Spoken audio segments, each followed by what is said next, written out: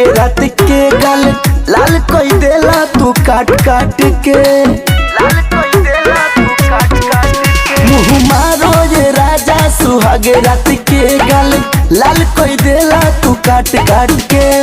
बदेला body के गजन हम तो कोइले रही जतनवा हो। ए पिया देही के नस बैठवला, अरे पिया देही के नस बैठवला अब काले तू जनवा हो। ए पिया देही के नस बैठवला अब काले बाबा रनवा हो। अब काले तू जनवा हो, जनवा हो। ए पिया देही के अब काले तू जनवा हो। नया नया बाट चढ़ल जवानी ऐसे करी न मन मानी जी।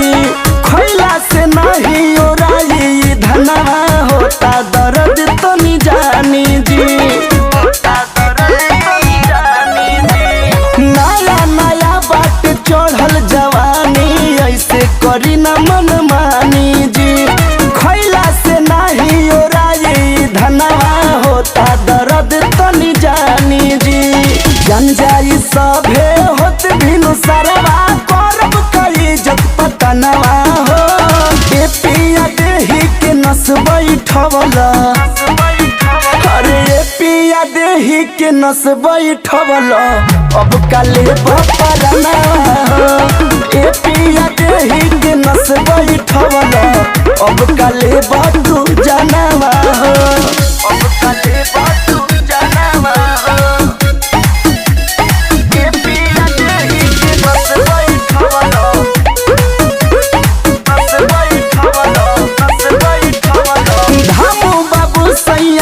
मजबूरी करी नहीं बाला जोरी जी। बाला बिसिल के हमरो जवानी लाहे लाहे ताला तोड़ी जी, लाहे लाहे ताला तोड़ी जी। धामू बाबू सैया बा मजबूरी करी नहीं बाला जोरी जी। बाला बिसिल के हमरो जवानी लाहे लाहे ताला तोड़ी जी। मन बना बात तो शिवम बवाली से दे हम वो रहनवा हो। ए पिया देही के नस बैठवला, अरे ए पिया देही के नस बैठवला अब काले बातू जनवा हो। ए पिया देही के नस बैठवला अब काले बाबा